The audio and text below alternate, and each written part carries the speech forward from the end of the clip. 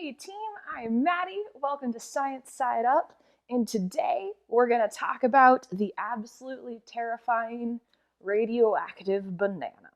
And that may lead just how we know the Earth to be banana-shaped.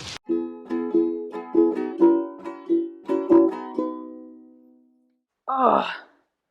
Okay, I hope you guys remember my sweet geriatric Holstein mutt, Toby, who is feeling severely uncuddled today.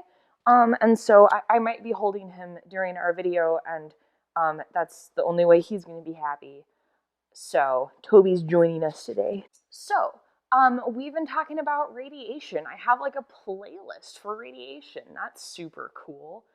And but one of the things we haven't talked about is how do you know, right? Or how do we measure how much radiation you've been exposed to? How much is dangerous, right? Because we kind of have this general idea as like the public, right? That all radiation equally bad, right? And like gonna cause you to turn into a mutant X-Men something. I don't know. We've already established that you're not going to turn into the Hulk. You ready to get down, buddy? Okay. Take 4, because I'm confused by my dog's behavior and he keeps tripping over wires.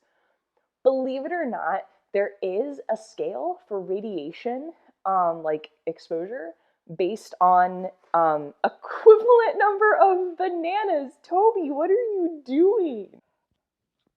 Okay, Toby is now hanging out with my sweet and wonderful husband, so he doesn't keep knocking into the camera. That was very distracting for me.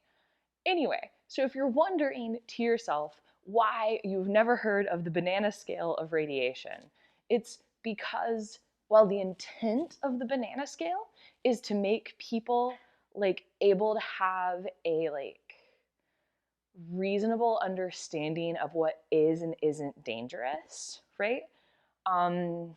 In a rare showing of like understanding science communication, it was understood that like, no, this will probably just make the general public afraid of bananas. I'm gonna see if I can flip it like 3 times.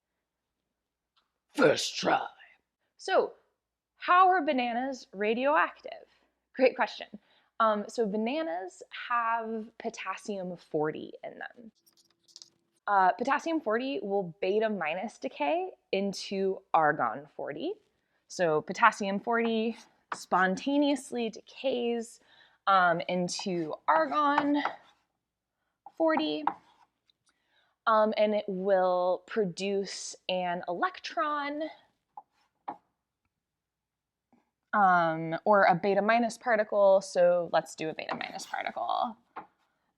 It'll produce some photons, and it'll produce, so we made an antineutrino. In general, so this is non-ionizing radiation. So we talked a little bit about what that means in the Bruce Banner would have just died video, but in general, this isn't what we're worried about, the photon that's emitted. What is gonna cause damage to a human body is going to be this beta minus particle, which we know is just an electron. So the main 2 ways that radiation like harms human cells is either by just directly destroying them, just immediate cell death, or by damaging the DNA. Radiation sickness, radiation poisoning, death from radiation is caused when, one, if there is enough radiation exposure, right? Enough particles running around wreaking havoc where they're not supposed to, they can straight up kill enough cells that the human body just shuts down. And 2 would be if they cause enough genetic mutations that can put an individual at a higher risk for cancer. So when we're talking about radiation exposure, there's a few different things that we're concerned about. One is internal versus external. So internal versus external, and then the other is intensity and duration. So internal versus external. Let's talk about that first. When we have external sources of radiation, like the sun, right? UV radiation from the sun, that's gamma radiation. Or holding an alpha emitter like a hunk of granite, that there's different shielding mechanisms, right? Like our clothes are good at shielding alpha particles, things like that. So the amount that's being emitted from the source isn't really related to how much you're receiving like inside of your body or how much risk you have. Internal, so we care more about like internal. So when we talk about measures for radiation exposure, or when like radiation health professionals talk about that, um, we're usually talking about like equivalent internal dose. So we would take the external dose and convert it into whatever the equivalent of an internal dose would be. So everything that I'm going to talk about from this point forward is just assuming that it's an internal dose. And then let's talk about intensity and duration. Let's think about a sunburn. And remember that a sunburn is actually radiation damage. So that's exactly what we're talking about. If we wanted to prevent a sunburn, there's a few things we can do. One, we could spend less time outside, right? So if I go outside under the bright noonday sun on a cloudless day in the peak of summer, right, and I'm out there for 15 minutes versus out there for an hour, right, I'm gonna get, well, okay, I will just get a sunburn no matter what, but it'll be much more intense if I'm out there for an hour. But also if I went out in that peak noonday sun for 15 minutes today and tomorrow and the next day and the day after that, well, now I've spent an hour out in the sun, but I don't get the same sunburn that I would if I just stood out there for one consistent hour, right? And that's because our bodies are actually super good at repairing themselves. They're pretty good at that. And then the other is intensity. I said earlier, if I held a hunk of granite in my hand, that is absolutely emitting alpha radiation, but I am in zero danger because it's not emitting much. We've kind of got the basics. We've kind of got the basics down. So now let's bring it back to bananas. So I would need to eat 100 million bananas for that to be a fatal dose, like radiation sickness, radiation death within 2 weeks. And that would need to be, so that is a high intensity, right? 100 million bananas, that's a lot of bananas. And it also needs to be in a short duration. So there are few scenarios where you would encounter that much radiation. Like directly in front of a nuclear explosion. I don't know. Hugging an active nuclear reactor. Don't recommend doing that. That's about it. That's about all I can think of. That's where you're going to get that would be like a fatal dose. Okay, so if it's 100 million bananas, that's going to cause like death within 2 weeks. Where does risk for like cancer start?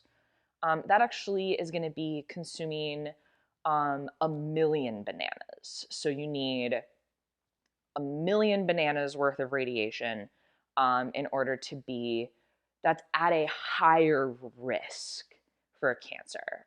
So that's the point where it becomes like statistically significant, 1,000,000 bananas. And again, that's 1,000,000 bananas, which is high intensity. And that's also over a short period of time. All of these numbers I'm throwing at you needs to be over a short period of time. So think of it as like the course of days, right? Can you imagine eating 1,000,000 bananas in a few days, right? That would be absurd. Actually, you would die from potassium poisoning before you would die from the radiation, but that's neither here nor there. Okay, so for some perspective, what are other things like equivalent banana doses? Eating food for 6 months. Approximately 4,000 bananas worth of radiation exposure.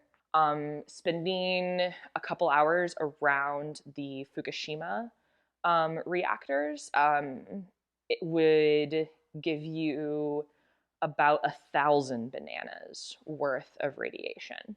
Another fun fact is if you live in a concrete or brick building, you're exposed annually to about the same amount of radiation as someone who is within 10 miles of the 3 Mile Island accident. Those are both about 700 to 800 bananas. Okay, this is my super nerdy PSA for smoking cessation. If you smoke a pack of cigarettes a day for a year, that's the equivalent of almost 250,000 bananas. Okay, team. So the moral of this story, 1, don't be afraid of bananas and also remember to eat food. 2, radiation does have risk, right? High intensity radiation in a short period of time can do a lot of damage, and that can definitely kill people or have an increased risk for cancer. But the radiation sources that you and I are exposed to on a regular basis, like eating food and going outside or going through an airport security scan, those things are measured in bananas. I hope you guys liked this video. I hope you're doing well. Thanks for hanging out, and I will see you soon. All right, bye team. I forgot to say like and subscribe because I'm a terrible YouTuber, but please like and subscribe. My 2020 goal is to get to 1,000 subscribers, so help me out. Click that red button, you beautiful people.